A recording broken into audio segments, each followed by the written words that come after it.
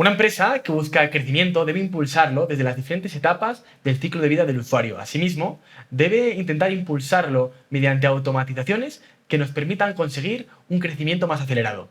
En esta ocasión estamos con David Vanegas, él es líder de producto de Rappi y nos va a ayudar a entender qué es el ciclo de vida de un usuario en una startup. Hola David, encantado. Hola, muchísimas gracias por la invitación. Pues para empezar, ¿qué es el ciclo de vida de un usuario? ¿Qué diferentes etapas existen?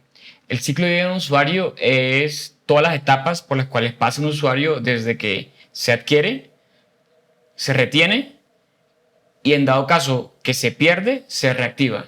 Entonces, la adquisición del usuario es todo lo que tienes que hacer tú para adquirir un usuario nuevo a tu negocio. La retención del usuario es todo lo que hace la empresa para que ese usuario vuelva a pedir a tu negocio o siga comprando en tu negocio. Y en dado caso, si no lo logras retener, tienes que tener la capacidad de reactivar a ese usuario. O sea, serían 4 etapas. Primero captar el usuario, luego activarlo, luego retenerlo y luego en el caso de que se desvincule sería reactivarlo de nuevo. Exactamente. Vale. Y entonces entiendo que identificar esas fases es fundamental para poder conseguir este crecimiento acelerado. Si no, es imposible. Sí, totalmente, totalmente. Es muy importante tú darte cuenta del usuario que quieres adquirir.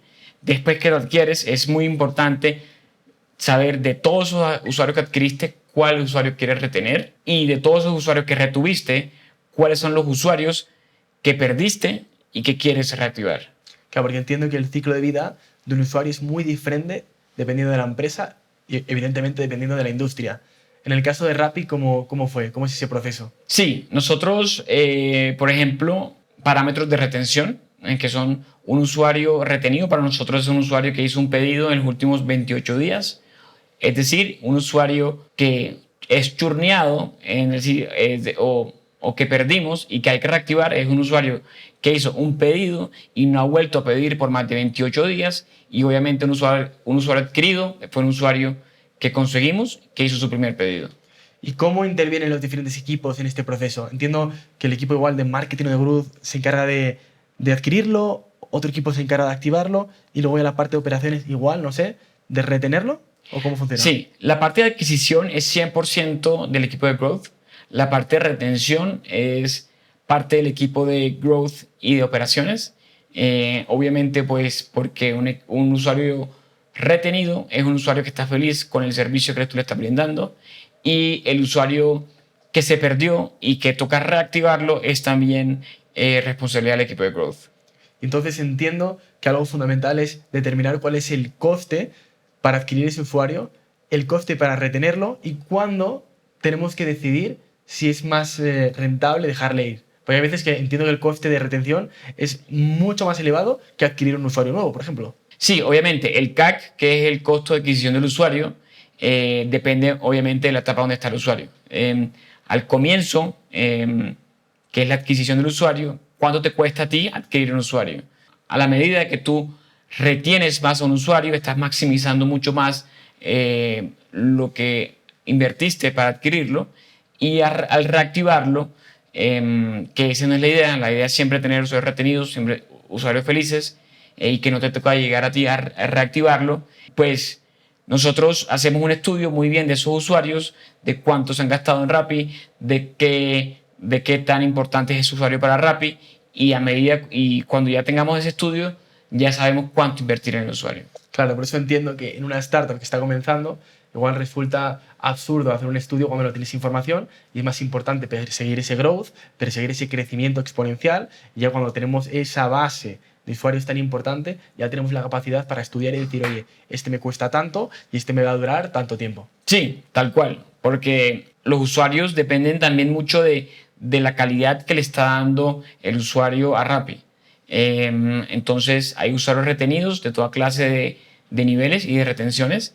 Entre esos usuarios significa más a Rappi, más Rappi va a estar dispuesto a invertir sobre ese usuario. Vale, y ahora, después de 7, 8 años que lleva Rappi en el mercado, ¿cuál es el objetivo? ¿Siguen persiguiendo un growth muy grande por toda Latinoamérica? ¿O ahora el objetivo es fidelizar ya a esos usuarios que tienen? Para mí, el objetivo 100% hoy en día es fidelizar a esos usuarios que han confiado en nosotros, esos usuarios que nos piden todos los días y aumentar la frecuencia de estos usuarios. Si tú aumentas la frecuencia de un usuario retenido, sabes que va por un buen camino. Y te has encontrado seguramente en algún momento pues, a una serie de usuarios que los habéis identificado y dijisteis, oye, estos usuarios nos están costando mucho dinero porque tienen muchas quejas, porque le estamos dando muchos regalos, porque ¿cómo determináis que es el momento para decir, oye, out, no les queremos más? Nosotros nos hemos vuelto muy inteligentes y tenemos mucha experiencia en iteración sobre estos usuarios. Más o menos los tenemos, ok, si a este usuario le dimos un descuento en los últimos 15 días, pues no le volvemos a dar un descuento hasta que tenga 3 o 4 órdenes sin descuento, por ejemplo. Y también, obviamente, estudiar muy bien a los usuarios qué tanto se quejan y qué tanto piden reembolsos, a ver si es que están pidiendo reembolsos simplemente por pedir reembolsos y no porque le fue mal. Entonces, todos son comportamientos de usuario que tenemos estudiados para saber nosotros cómo atacar a nuestros usuarios. Claro, y en ese caso entiendo que los metéis en una blacklist y decís, oye, a estos ni descuentos, ni recompensas, ni nada. Sí, exactamente. Como comentábamos antes, las automatizaciones son muy importantes para perseguir un crecimiento acelerado. En el caso de la activación, ¿qué automatizaciones podríamos lograr? ¿O qué automatizaciones habéis logrado, por ejemplo, en Rappi? Ok, entonces cuando tú adquieres un usuario, es decir, el usuario se bajó la aplicación, pero no la ha usado, ya nosotros tenemos la manera de llegar a su usuario por medio de automatizaciones. Entonces usamos triggers que nos digan, bueno, este usuario se bajó la aplicación y no la ha usado, entonces le mandamos algo como que, hola, sabemos que no has usado Rappi, sabemos que te bajaste Rappi y no lo has usado, te invitamos a usar nuestra vertical de Rappi Favor, donde puedes pedir cualquier favor que necesites. O por ejemplo, si juega Colombia o juega cualquier otro, un partido de fútbol, nosotros le decimos, sabemos que te bajaste Rappi y no lo has usado, te invitamos a pedir la cerveza para el partido, te invitamos a pedir restaurantes para el partido y no tengas que estar yendo a comprarle tu comida y este tipo de acciones. Y entrando un poquito más al producto, ¿esto a día de hoy lo tenéis externalizado con un CRM, yo sé, HubSpot, lo tenéis con Zapier o tenéis herramientas propias que habéis diseñado para vuestros propios procesos? A medida que fuimos evolucionando, teníamos plataformas de terceros.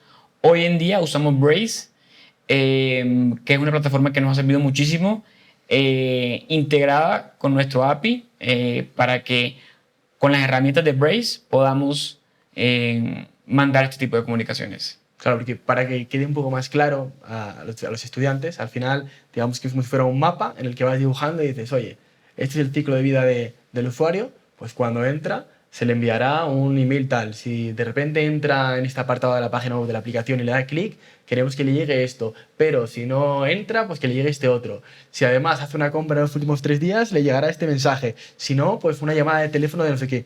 Entonces se intenta como dibujar ese proceso en un mapa para que al final sea todo automático y se pueda pues escalar e ir a los millones de usuarios que tiene Rappi. Sí, tal cual. Y sobre todo también importa mucho en darle relevancia e información relevante al usuario para que no entres a un lado oscuro que es el spam. Como que recibir comunicación constante. El problema no es la intensidad de la información, sino que es información que para el usuario no es importante. Una vez tú le comunicas información relevante al usuario, va a ser mucho más probable que te pida y que te use como aplicación. ¿Y cuáles son los riesgos de estas automatizaciones?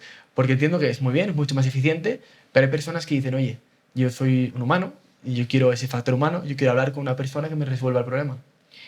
Las automatizaciones tienen ese problema y para mí el mundo va hacia allá. Las apps tienen que aprender a hacer automatizaciones, pero a la vez también meterle el lado humano para que el usuario no se sienta que es simplemente un usuario más y que le está contando un robot. Entonces nosotros todos los días mejor conozcamos a nuestros usuarios, significa que mejor comunicación le vamos a poder mandar, más comunicación relevante y comunicación donde ellos se sientan identificados. O sea, que el objetivo entiendo que es humanizar esos robots que van a automatizar todos los procesos. Exactamente. Para que la persona piense o tenga la sensación de que está hablando con otra persona. Exactamente. Uf, pues es todo un reto, yo creo. Sí, totalmente de acuerdo. No, pero al final, si conseguimos hacer esto, nos van a dejar sin trabajo a todos. Sí, totalmente. Igualmente, siempre va a haber el lado humano, siempre va a haber el lado manual. siempre va a haber la persona que va a consentir al usuario, pero si tú quieres tener un negocio escalable, pues obviamente no puedes tener 300, 400, 1000 personas atendiendo a tus usuarios. Entre más tecnología, con sentido común y humanidad de metas, mejor te va a ir. Vale, luego para terminar, hablando de automatizaciones, ¿hay alguna diferencia entre las automatizaciones que se implementan, por ejemplo, pues en el inicio del ciclo de vida del usuario, o en la retención o en la reactivación, o es todo igual? ¿Cómo se maneja eso? Son diferentes debido a que al comienzo, cuando tú adquieres un usuario, todavía no tienes mucha idea de cuáles son sus preferencias. Ya con un usuario retenido, ya tienes un comportamiento mucho más claro de qué mandarle y de qué automatizar. Por ejemplo, tú no le vas a mandar a un usuario que nunca ha pedido carne y que tú sabes que es vegetariano, le vas a mandar un push o una notificación de hamburguesas de carne de res. Te vas mucho más por el lado saludable, mucho más por el lado fit, mucho más por el lado vegano. Entonces, y esto es mucho más fácil llegar al usuario cuando ya tienes mucha más información. Para reactivarlo también tienes un comportamiento que te va a ayudar a ti saber qué le puedes mandar a él para que sea mucho más fácil reactivarlo.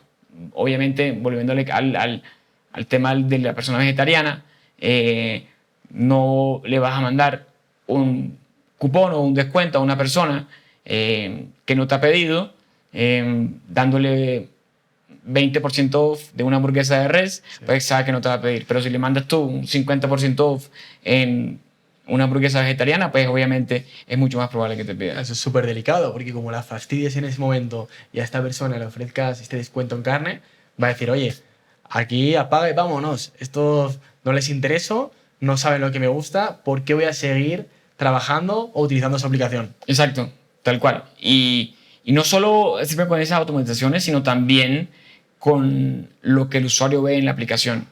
Es muy importante siempre darle lo relevante al usuario de primero y después pues preocuparte por darle lo que no es relevante. Pero siempre tienes que darle lo más relevante al usuario, porque el usuario cada vez tiene menos tiempo de estar metiéndose a ver qué pide y cada vez quiere llegar directamente a pedir algo que le guste. Vale, para finalizar, futuro de Rappi. ¿Dónde ves a Rappi en 5 años? Veo a Rappi como la aplicación para que el usuario la use para todo, para sus bancos, para hacer mercado, para comprar ropa, para comprar farmacia, para comprar productos para bebé, para sus mascotas. Veo a Rappi como la app para todo. Más importante, entiendo, de Latinoamérica, del mundo. Latinoamérica. Estoy centrando aquí en este mercado. Sí. Genial. Pues David, muchísimas gracias por estar aquí, por habernos compartido tus conocimientos. No, muchísimas gracias por su invitación y cuando gusten poder volver. Genial, pues muchas gracias, David. Nos vemos pronto. Muchas gracias.